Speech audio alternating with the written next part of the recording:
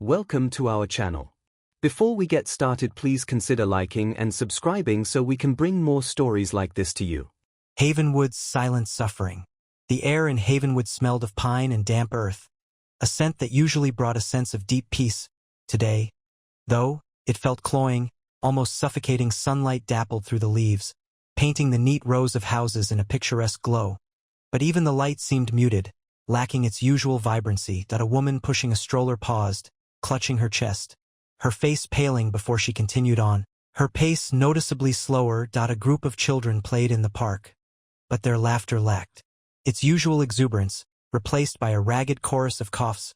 Jason slowed his beat-up Ford truck as he entered the town limits. Havenwood hadn't changed much in the 15 years since he'd last been here. The same weathered welcome sign stood sentinel at the edge of town. The same quaint storefronts lined Main Street, and the same air of tranquility hung heavy in the air. Except, something was wrong. He felt it in his bones, a subtle discordance that jarred against the picture postcard. Perfection. He noticed the pale faces, the sluggish movements, the persistent coughs that echoed through the otherwise quiet streets. He found Thomas's house on Hemlock Lane. The paint peeling slightly around the window frames, the lawn, usually meticulously manicured, was overgrown. Jason cut the engine and climbed out, the gravel crunching under his boots. He hesitated for a moment before knocking on the door. The door opened slowly, and Thomas Abernathy stood there, a ghost of the man Jason remembered. His face was gaunt, his eyes sunken and bloodshot. He'd lost weight. His frame swallowed by his loose-fitting shirt. A hacking cough racked his body, leaving him breathless. "Jason?" he croaked, his voice raspy. A flicker of something, relief, perhaps, or maybe just desperation, crossed his face. "You came. Wouldn't miss it?" Jason said, forcing a smile. He gripped Thomas's shoulder, feeling the fragility beneath his fingers. "What the hell happened to you?" Thomas waved him inside, his movements slow and deliberate. The house was dimly lit, curtains drawn against the sunlight.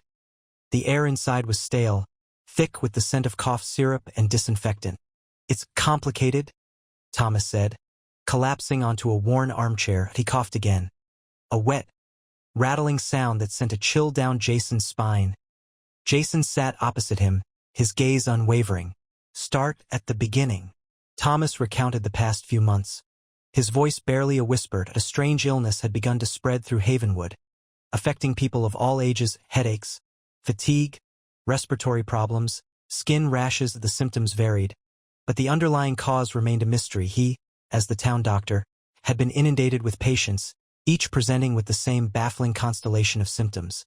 "I've run every test imaginable," Thomas said, his voice laced with frustration. "Blood work, scans, everything. Nothing. It's like they're being poisoned, but I can't identify the toxin." "Poisoned?" Jason's eyebrows furrowed. "By what?" Thomas hesitated, his eyes darting around the room. "I don't know," he finally said, his voice barely audible. "But Sterling Chemical has been expanding operations lately. More shifts, more trucks coming in and out. There have been some accidents." Jason leaned forward, his focus sharpening. "Accidents? Minor spills, mostly," Thomas said quickly. "Nothing significant. At least, that's what they say." He rubbed his temples, his face etched with worry. "But I can't shake the feeling that something isn't right. The symptoms, they're consistent with exposure to certain industrial chemicals." "Have you reported this?" Jason asked, his voice tight. Thomas looked away, shame flashing across his face. I tried. I contacted the EPA, the state health department. They sent inspectors, but they found nothing. Sterling Chemical has a lot of influence in this town, Jason. They employ half the population. "So, you just let it go?" Jason's voice was dangerously quiet. "No," Thomas cried, his voice rising in desperation. "I haven't. I've been trying to find answers to help my patients. But I'm running out of time, and I'm scared." Jason stood up, his gaze hardening. "Take me to the hospital." The Havenwood General Hospital was a small, unassuming building, but the waiting room was overflowing. People sat hunched in chairs, their faces pale and drawn. The air was thick with the sound of coughing and labored breathing. Thomas led Jason through the crowded waiting room. Nodding grimly to the nurses, he stopped in front of a chart rack overflowing with patient files. "Look at this," he said, pulling out a handful of charts. "All diagnosed within the last 6 months. All with the same vague, unexplained symptoms." Jason scanned the charts, his eyes narrowing. The patterns were undeniable. He looked up at Thomas, his expression grim. "This isn't just an illness, Thomas. This is an epidemic, and someone is covering it up." He closed one of the charts, a new resolve hardening his features. "Let's find out who." A friend's demise. The call came at 3:17 a.m. Static crackled on the line, and then Maggie's voice, choked with sobs. "Jason, it's Billy that he's gone. Gone." The word hung in the air, heavier than the humid summer night. Billy, the brickman, gone? Impossible. Billy, who could bench press a small car and laugh about it, reduced to a single, inadequate word. Jason found Maggie at Billy's ramshackle cabin on the outskirts of Havenwood. The place reeked of stale beer and something else. Something acrid, sharp, that stung Jason's nostrils, but he couldn't place it. Paramedics milled about, their faces grim. A sheet covered the lump on the worn couch. The official explanation was heart failure, massive coronary. Billy, at 42. Jason stared at the body, or what he could see of it. Billy had always been a mountain of a man, but even beneath the sheet, something looked off. He gently lifted a corner of the fabric. Billy's skin was waxy, almost translucent, and around his mouth, a faint bluish tinge lingered. Heart failure didn't do that. He was fine yesterday. Maggie wept, clutching Jason's arm. Absolutely fine. We were at the tavern, laughing, and then this morning, Jason knelt, ignoring the protesting creak of his knees. He examined Billy's calloused hands, the way they were clenched, not the posture of someone slipping peacefully away. Something was wrong, terribly wrong. He asked the paramedics point blank. What were his symptoms? They exchanged guarded glances. Chest pains, difficulty breathing. Classic cardiac arrest. The younger one shifted his weight uncomfortably. Anything else? Jason pressed. "Look, Mr. Statham, we did what we could," the older paramedic said, his voice weary. It was too late. Jason didn't push further then. Not then. He helped Maggie arrange the funeral. A somber affair held in the small-town church. Half of Havenwood turned out. A testament to Billy's easygoing nature and willingness to lend a hand. Jason listened to the eulogies, the platitudes about a life cut short, and the gnawing suspicion in his gut intensified. After the burial, Jason started asking around, casual questions, slipped into conversations at the diner and the hardware store. Had anyone seen Billy lately? Had he complained of feeling unwell? The answers were vague, evasive. People avoided eye contact. He felt like he was wading through treacle. Old Man Hemlock, who ran the general store, coughed nervously when Jason inquired about Billy's health. Billy, good man Billy, always bought his supplies here. Shame, a real shame. He polished the counter with unnecessary vigor. He worked odd jobs. Around town, yard work, repairs. Did he ever work at Sterling Chemical? Jason asked, watching Hemlock closely. The old man's hand froze. Sterling? Why would Billy? No, I don't think so. Best not to poke around in things that don't concern you, Jason. He met Jason's gaze for a brief, unsettling moment. Havenwood's a small town. People look out for each other. The implicit warning hung in the air. That night, Jason did some digging of his own. He remembered Billy mentioning a job a few weeks back. Something about cleaning up a spill at the Sterling Chemical plant. He dismissed it at the time. But now, Sterling Chemical, the lifeblood of Havenwood, or so they claimed, owned and operated by Alistair Sterling, a man whose name was whispered with a mixture of reverence and fear. Sterling controlled everything in Havenwood, from the local newspaper to the town council. He was a benevolent dictator, a puppet master pulling the strings from his sprawling estate on the hill.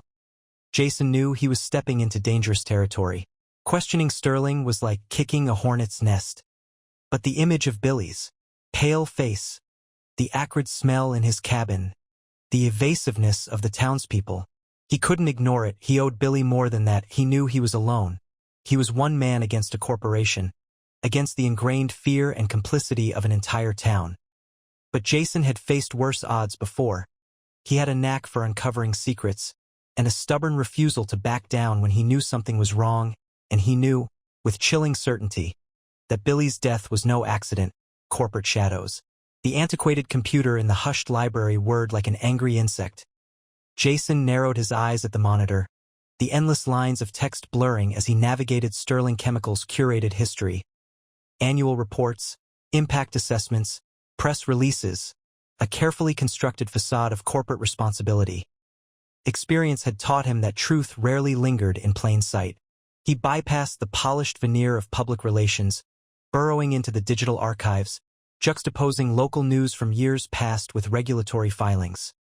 For over half a century, Sterling had been Oakhaven's behemoth, a major employer and, if their propaganda was to be believed, the bedrock of the community. But insidious whispers lurked within the digital clutter. Tales of tainted water, an unusual spike in respiratory ailments, livestock perishing near the facility. Each instance had been deftly deflected, attributed to natural occurrences or dismissed as unfounded hearsay. Jason extracted a particularly damning article from 15 years prior, chronicling a sudden and devastating fish kill in the Blackwood, which bordered the Sterling complex. The company had blamed an algae bloom, a claim vehemently disputed by local fishermen that no independent inquiry had ever been launched. He slipped the printout into his pocket and made his way to City Hall. Mayor Thompson, a portly figure perpetually glazed with perspiration, greeted him with manufactured cordiality. "Mr. Statham, isn't it? What brings you in?"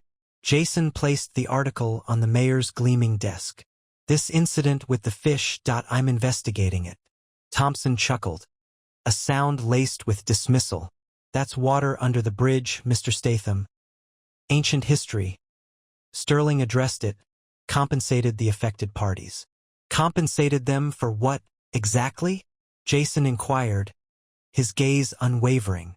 The loss of their livelihoods? Enduring health issues. The mayor's forced smile wavered. "Look, Sterling Chemical is the lifeblood of this town. They provide jobs, bolster local businesses. Stirring up old troubles benefits no one. Unless those old troubles are still poisoning people," Jason countered, his voice a quiet threat. A uniformed officer near the door shifted uncomfortably. The mayor tented his fingers. "I believe you're mistaken, Mr. Statham. Oakhaven is a thriving, healthy town. We appreciate your concern. But I assure you, everything is in hand." "Is it really?" Jason pressed, his eyes locked on Thompson's. "Or are you deliberately blind to what's happening?" The meeting concluded abruptly, Thompson offering a perfunctory handshake and a thinly veiled directive to stay out of things as Jason left. He felt the weight of the town's unspoken agreement, its shared secret. The air, heavy with moisture and the faint, acidic tang he'd picked up earlier, felt even more oppressive now. Back in his motel room, Jason powered up his laptop. He eschewed mainstream search engines, descending into the internet's shadowy depths, seeking leaks, defectors, anything that might illuminate Sterling's shadowy dealings. Hours evaporated. The only sounds the rhythmic tapping of keys and the distant drone of trucks on the interstate. Finally, nestled within a forum for environmental advocates, he discovered it. An obscure message, a link concealed within a string of random characters. It led to a protected server, its security protocols yielding after several attempts. A lone file awaited him, Project Nightingale. The file was fortified with encryption, but Jason recognized the patterns. He initiated a brute force attack, tasking the program with cycling through countless possibilities. The motel room grew frigid, the digital clock a relentless metronome. Just as he was about to concede defeat, the screen flickered, and the file unlocked. It was a report documenting a process anomaly at the Sterling plant 15 years ago, coinciding with the fish kill that a substantial amount of a highly toxic substance, designated only as Compound X, had been discharged into the Blackwood River. The report detailed the potential health consequences: respiratory distress, neurological impairment, even death in extreme cases. The final paragraph sent a shard of ice through Jason's veins. Containment measures are in effect. Public awareness is to be minimized. All references to Compound X are to be expunged from internal documentation. Project Nightingale is to be decommissioned. He initiated the printer, each emerging page a stark accusation, a damning catalog of deceit. He knew he had to transmit this information to someone with the power to act, someone beyond Oakhaven's reach. The challenge was discerning who he could trust. The sensation of being watched intensified. He turned toward the window, where corporate shadows stretched like grasping fingers across the town at Sterling's enforcers. Alistair Sterling rotated the decanter's contents, firelight dancing within the costly glass. Without raising his gaze, he acknowledged Burke's entrance. The mahogany door snicked shut, a sound as definitive as Sterling's decrees. The Statham situation, Sterling rumbled, his voice a deep current, demonstrates tenacity. Burke, a figure chiseled from granite with a face to match, offered only silence, knowing better than to intrude on the old man's deliberation. He's been sniffing around Abernathy, stirring things up. Intolerable. The doctor's nerves are already frayed. Sterling savored a slow draught of his scotch. Neutralize him, Burke, permanently. Burke dipped his head, his eyes pools of stillness. Understood, Mr. Sterling. The matter will be handled with appropriate finesse. Finesse above all? Sterling stressed, finally pinning Burke with a stare. Havenwood is a delicate ecosystem. Statham, an invasive species disrupting the natural order. Uproot him. Later, Jason located Dr. Abernathy at his cramped, untidy clinic. The waiting area was deserted, the air heavy with disinfectant and suppressed dread. He discovered the doctor hunched beneath a harsh lamp, his face ashen, marked by exhaustion and remorse. Dr. Abernathy, Jason began, his tone level but firm. We need to talk. Abernathy jolted, nearly sending a tower of patient files cascading. His fingers fumbled with his spectacles, trembling like aspen leaves. Mr. Statham, this is unexpected.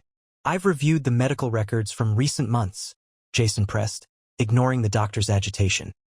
A troubling trend emerges, a notable surge in respiratory distress, neurological issues, dermatological ailments, all consistent with toxic exposure.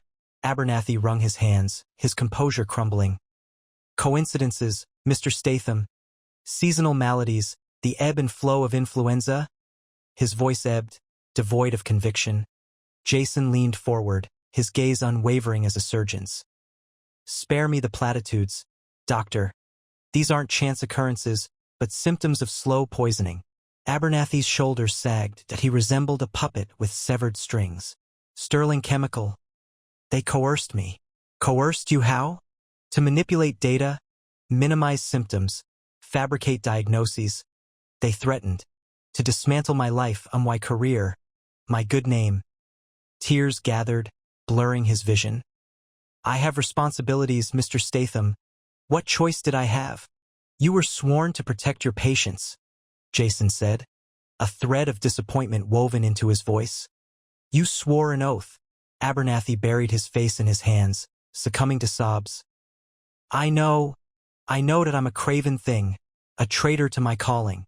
As Jason pivoted to leave, a black sedan glided to a halt outside point. Two figures disembarked, their features obscured by the gloaming.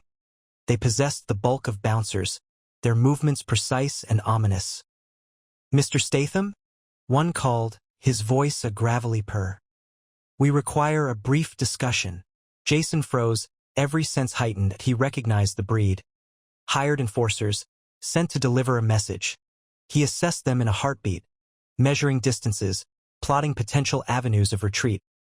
I doubt we have anything to discuss, Jason countered, his voice cool and even. The two men exchanged a look, then advanced. Mr. Sterling wishes to impress upon you the value of discretion within this community, the larger one stated, his knuckles popping like small detonations. Certain buried matters are best left undisturbed. Jason held his ground, his eyes slits. The air vibrated with menace. I'm not easily dissuaded, he warned, his voice a low rasp. And I react poorly to threats. The outsider. The town hall hummed, a hive of hushed conversations. Jason tugged at the unfamiliar tie. It's not a constricting judgment, and awaited Mayor Thompson's signal. His request to speak had been carefully worded, framed as an update concerning community health. It was a long shot, perhaps his only chance to puncture the carefully constructed narrative spun by Sterling Chemical, to sow a seed of doubt before it took root too deeply. Thompson, whose handshake promised much yet delivered little, offered a perfunctory nod. "Mr. Statham, the floor is yours." He moved to the podium. The collective murmur died, leaving an expectant silence. He gripped the polished wood, a cool contrast to his sweating palms. "I've uncovered inconsistencies in the reporting of the recent incidents at Sterling Chemical. What you've been told isn't the full truth." A shiver of apprehension rippled through the assembly.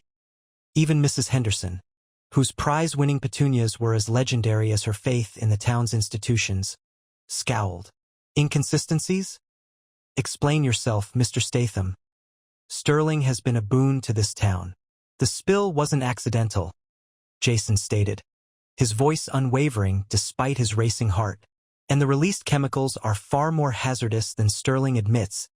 I possess proof. Dr. Abernathy's research." His words were drowned out by a bellow. "Lies. Utter fabrications." Hank Banning, Sterling's burly foreman, surged to his feet, his face flushed crimson. "This man peddles trouble. Sterling provides livelihoods, sustains our families. He aims only to destroy us." The crowd pivoted, faces hardening. Banning's words struck a chord, resonating with their deep-seated fear of economic instability, a fear deliberately cultivated by Sterling Chemical over decades. Jason watched as initial curiosity morphed into suspicion. "I seek to help, not harm," Jason countered, his voice strained against the rising tide of dissent. "This isn't about jobs. It's about your well-being, your very lives." "He's an outsider," a voice roared from the rear. "Come to dictate how we live." The meeting fractured into turmoil. Thompson hammered his gavel, the sound swallowed by the cacophony. Jason realized he'd lost them. He'd become the antagonist, the one threatening their precarious stability. He fled the town hall, the echoes of hostile shouts chasing him. Abernathy's research had to reach someone receptive, someone beyond Sterling's insidious influence. Halfway down Main Street, they intercepted him. Two men, thick-set and unyielding as concrete, emerged from an alleyway. Their practiced movements radiated a cold, corporate menace. "Mr. Statham," one rasped, his voice a gravelly threat. "Dr. Abernathy sends a message. Cease your inquiries." Jason offered no response. He knew what awaited. He steeled himself, adrenaline coursing through him. The first assailant launched a clumsy punch aimed at his skull. Jason evaded the blow, responding with a sharp jab to the man's midsection. The brawl erupted, a brutal, desperate dance of fists and gasps in the bright afternoon sun. Though outnumbered, Jason possessed greater speed, more agility. He weaponized his surroundings, slamming one of the goons against a newsstand, sending periodicals cascading onto the pavement. They were implacable. However, Point One managed to connect a solid blow to his jaw, staggering him as he fought to regain his footing. The other delivered a savage kick to his ribs, expelling the air from his lungs. He crashed to the ground, the asphalt abrading his skin. The enforcers loomed above, their faces blank masks. They landed a final, brutal kick before dissolving back into the throng, leaving Jason broken on the sidewalk. He lay there, struggling for breath, the metallic tang of blood mingling with the gritty taste of dust. With a groan, he pushed himself upright, ignoring the searing pain. The street fell silent, save for the faraway laughter of children. Faces peeked at him from behind drawn curtains, a blend of terror and disapproval etched on their features. No one extended a hand. He was the interloper, the instigator, the enemy of their cherished way of life. He stood entirely alone, poisoned water.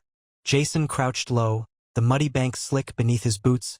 Dawn painted the sky in bruised purples and angry oranges, mirroring the churning anxiety in his gut. He'd followed the creek, a thin, sluggish vein of water, all the way from the edge of town to this point. A few hundred yards from the Sterling Chemical plant's perimeter fence, he filled 3 sterile vials, careful not to disturb the sediment at the bottom. This time, no cutting corners, no relying on favors. He'd found an independent lab. In the next county, recommended by a journalist friend.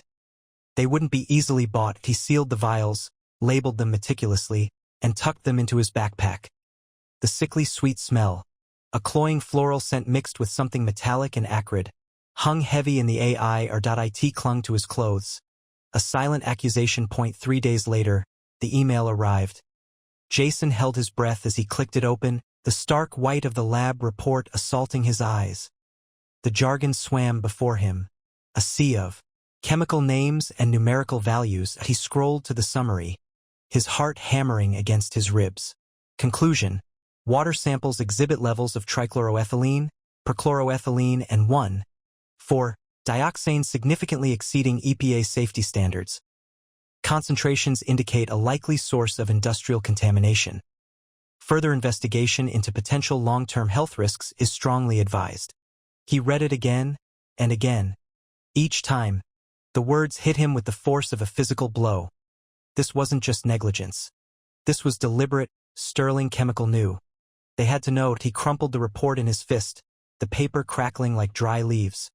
The rage that had been simmering beneath the surface for weeks finally boiled over. This wasn't some abstract corporate malfeasance. This was poisoning his town, his neighbors, his friends. He paced his small cabin, the wooden floorboards creaking. Under his restless energy, he needed proof, irrefutable proof that Sterling Chemical was behind this. The lab report was damning, but it wouldn't be enough to take down a company that size that they'd bury it under a mountain of legal jargon and paid-off experts. He stopped pacing, his eyes settling on a topographic map of the area pinned to the wall. The Sterling plant was a sprawling complex, a maze of pipelines, storage tanks, and anonymous buildings. But there had to be something, some record, some piece of evidence hidden within those walls. That night, under the cloak of a new moon, Jason found himself back near the Sterling Chemical plant. He'd spent the day studying the plant's security layout, identifying blind spots and weak points in the fence. He wore dark clothes, his face obscured by a baseball cap. He moved with a practiced stealth, honed from years spent navigating the shadows. The perimeter fence was topped with razor wire, a glistening obstacle under the faint starlight. He pulled out a pair of heavy-duty wire cutters, the metal cold against his gloved hand. He worked quickly, silently, snipping through the wire, creating a small opening. He slipped through the breach, his senses on high alert. The air was thick with the smell of chemicals, a potent cocktail that burned his nostrils. The plant was eerily quiet, the only sounds the hum of machinery and the distant barking of a dog. He moved deeper into the complex, sticking to the shadows, his eyes scanning for cameras or security patrols. He needed to find the records room, the place where they kept the environmental impact reports, the waste disposal manifests, the documents that would expose their lies. As he rounded a corner, he saw them point two figures in security uniforms, their faces grim, their posture suggesting they were expecting him. They were bigger than him, younger too. Sterling Chemical was ready. Statham. One of them growled, his voice low and menacing. "We've been waiting for you." Jason didn't hesitate. He knew he was walking into a trap, but he had no choice. He had to get inside, to find the proof, to stop them from poisoning his town. He clenched his fists, his knuckles white. This was far from over. Exposed. The chain-link fence, topped with razor wire that glinted under the sickly sodium lamps, was less imposing up close than Jason had imagined. He'd cased the Sterling Chemical plant for 3 nights, learning the patrol routes, the blind spots in the security cameras, and the rhythm of the night shift. Now, dressed in the nondescript gray uniform he'd liberated from a laundry truck, he scaled the fence with practiced ease. The air inside the perimeter reeked of chlorine and something acrid, metallic. He moved silently, hugging the shadows of the colossal storage tanks. A lone security guard, his silhouette a sluggish blob against the glare of the guardhouse window, puffed on a cigarette. Jason melted into the darkness, his heart a steady drum against his ribs. He bypassed the main office building, heading straight for the research and development wing. That was where Dr. Abernathy had hinted the incriminating documents were kept, buried, but not forgotten. The door was secured by a keypad, but a slim Jim and a steady hand made quick work of it. Inside, the air was cooler, sterile, and strangely silent. Rows of empty lab benches stretched into the gloom, Equipment draped in plastic sheeting like ghostly figures, he found Abernathy's old office tucked away in a corner. The nameplate had been removed, but the faint outline remained, a ghostly reminder of the man's previous life. The filing cabinets were locked, that he didn't bother with the lockpicks. A swift kick splintered the cheap wood, revealing row upon row of meticulously labeled folders. Years of research, data, and reports. He started with the files marked Project Chimera, the code name Abernathy had mentioned. The documents were a slow-motion train wreck, test results showing dramatically elevated toxicity levels in the soil and water samples. Memos detailing the company's decision to suppress the findings. Invoices for consulting services from a PR firm specializing in crisis management. It was all there, laid bare. In stark, damning detail. Point 1 document, a memo addressed to Alistair Sterling himself, sent a chill down Jason's spine. It outlined a plan to discredit Abernathy, framing him for negligence if the truth ever came out. The paranoia, the ruthlessness, it was palpable. He photographed each document, his phone flashing silently in the darkness.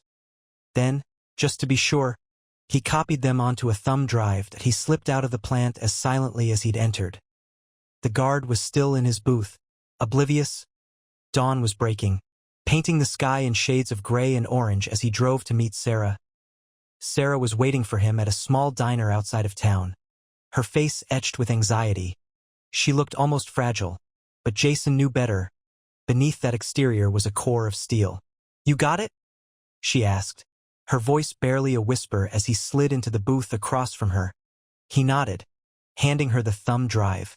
Everything. Test results, internal memos, even a plan to bury Abernathy. Sarah took the drive, her fingers trembling slightly.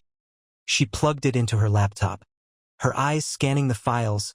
A grim satisfaction slowly spread across her face. "This is it," she breathed. "This is the proof we need." "Sterling won't let this go easily," Jason warned. "He'll come after you." "I know," she said, meeting his gaze. "But the people in this town deserve to know the truth. I can't back down now." He admired her courage. "I'll be there," he promised. "You won't be alone." Sarah spent the next 3 days locked away, poring over the documents, verifying the information, and crafting her article. She called Jason once, her voice tight with exhaustion, but also with a fierce determination.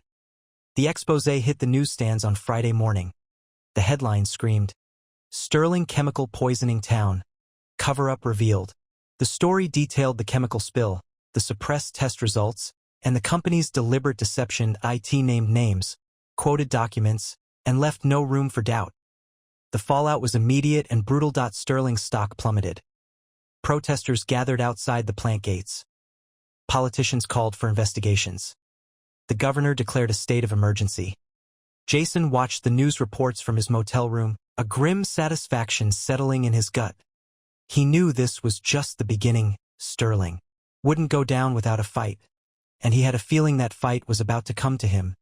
That evening, as dusk crept in, a black sedan, its windows darkly tinted, idled across the street from the motel. 2 men in sharp suits stepped out, their faces impassive. Jason recognized the type. Sterling's enforcers. The hunt was on. The town awakens. The Havenwood Gazette landed with a weighty thump, delivering not just newsprint but a reckoning. Sarah saw her name emblazoned beneath the headline. Sterling Chemical Poisoning Havenwood. Internal documents revealed decades-long cover-up. A shiver of anticipation mixed with dread ran through her. Outside, Mrs. Gable, usually a picture of rosy-cheeked contentment among her rose bushes, stood frozen, the pruners dangling from her hand as the truth dawned on her. The phone clamored for attention before Sarah could even taste her coffee. First, Mr. Peterson, her editor, his voice a static blend of pride and trepidation. Then, a chorus of voices from Havenwood, each expressing a spectrum of emotions from profound shock to incandescent fury. The revelation spread like a contagion, exploiting years of pent-up anxieties and hushed accusations. What was once a somnolent town square of cracked asphalt and scavenging pigeons morphed into a pressure cooker of collective outrage. Residents congregated, their faces set in grim determination, brandishing the Gazette like weapons of war, shouts of "Sterling out" and "Justice for Havenwood" reverberated against the brick facade of Sterling Chemicals headquarters. The air vibrated with raw emotion and the pungent odor of burning effigies of Alistair Sterling. Within those walls, Alistair Sterling stalked his lavish office, the panoramic view of Havenwood now a cruel mockery of his teetering dominion. His face burned crimson, his normally pristine suit disheveled. "Get me legal and PR, now," he bellowed into the phone, slamming it down with enough force to rattle the crystal on his desk. His initial response was annihilation. Bury the story so profoundly it would never see daylight. He unleashed a torrent of commands at his legal team. Sue the Gazette, sue Sarah Jenkins, sue anyone who echoed the charges. He demanded gag orders and retractions, desperate to stanch the flow of public condemnation. Simultaneously, his PR team scrambled to construct a facade of corporate accountability, issuing platitudes regarding community commitment and environmental agency collaboration, a blatant fabrication. They hammered on the theme of good jobs provided by Sterling, attempting to portray Sarah as a bitter ex-employee driven by spite. Back in the town square, the throng of protesters swelled in size and spirit. A weathered local farmer, deep creases etched into his face, stood upon a makeshift platform, his voice raspy as he recounted the inexplicable illnesses plaguing his livestock and the blight consuming his crops. A young mother, tears tracing paths down her cheeks, described her child's chronic respiratory ailments. Each testimony was a log thrown upon the fire, cementing the town's unified belief in Sterling Chemicals' culpability, spurred by the public's reaction. Sarah joined the demonstration. A jolt of adrenaline surged through her as she ascended the platform, the crowd parting before her like the Red Sea. "They tried to muzzle us," she declared, her voice booming through a borrowed megaphone. "They tried to buy our silence with empty gestures and hollow promises. But we will not be silenced." Her words struck a chord, electrifying the crowd. Cheers erupted, their anger momentarily diluted by a nascent sense of hope. Yet Sarah knew this was only the opening salvo. Alistair Sterling was a formidable adversary, not easily cowed.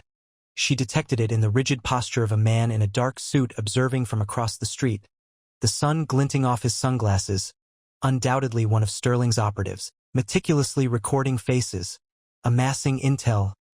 Later that night, a heavy envelope materialized beneath Sarah's door.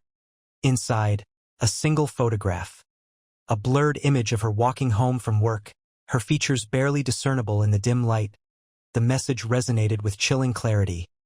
She was under surveillance. Fear, like a venomous serpent, constricted her gut.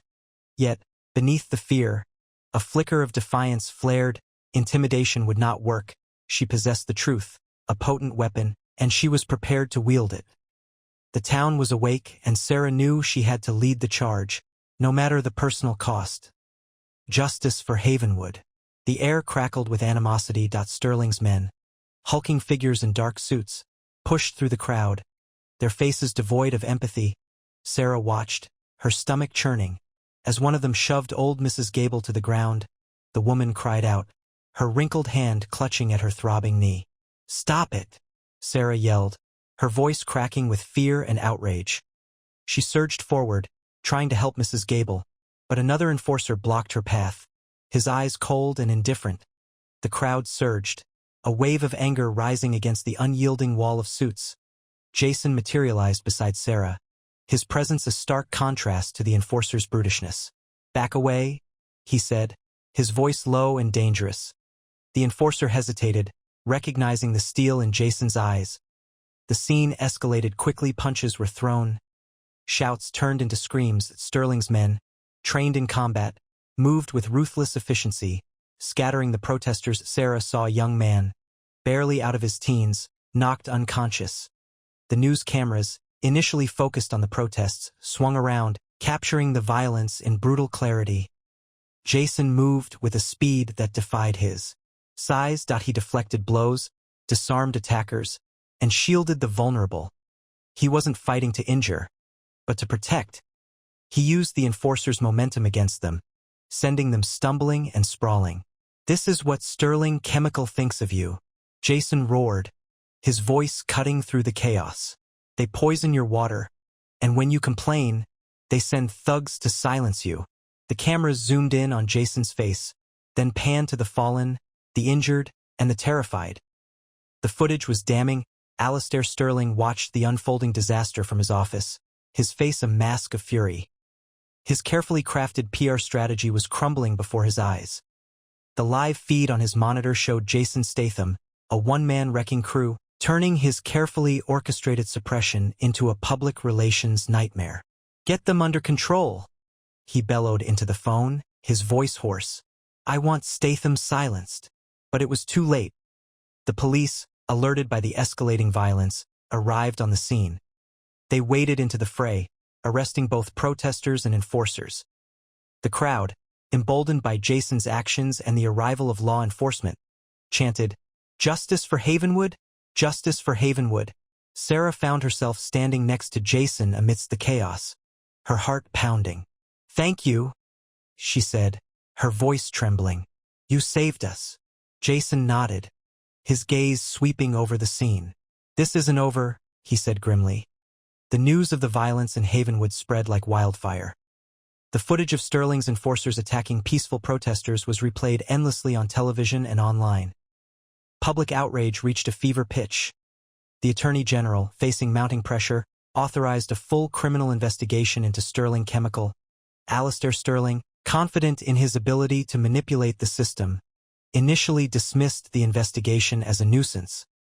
But the evidence against him was mounting, fueled by Dr. Abernathy's testimony and the accounts of the townspeople. The final blow came when a former Sterling Chemical employee, fearing prosecution, turned whistleblower, providing irrefutable proof of the company's deliberate contamination of the water supply and the subsequent cover-up. Alistair Sterling was arrested at his opulent estate. The image of him being led away in handcuffs splashed across every newspaper that he looked diminished, his usual arrogance, replaced by a flicker of fear. Sterling Chemical was forced to admit its guilt and offer a comprehensive remediation plan for Havenwood. The company agreed to pay for the cleanup of the contaminated water supply, provide long-term medical care for the affected residents, and establish a fund to revitalize the town's economy.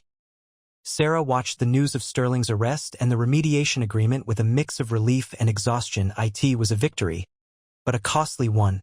The town was scarred, and the healing process would be long and difficult. A few days later, Sarah saw Jason standing by the old oak tree at the edge of town, the same tree where she had first met him. She walked over to him, a bittersweet feeling in her heart. "You're leaving," she said, stating the obvious. Jason nodded. "My work here is done." "You changed everything," Sarah said, her voice soft. "You gave us hope." Jason smiled, a rare and genuine expression. "You had the hope all along," he said. "I just helped you find it." He turned and walked away, disappearing into the fading light. Sarah watched him go, knowing that she would never forget him. Havenwood was forever changed. The people had faced a powerful enemy and, against all odds, had won. They had learned the importance of community, the strength of their own voices, and the enduring power of justice, and Sarah knew, with a certainty that resonated deep within her soul, that Havenwood would never be silent again.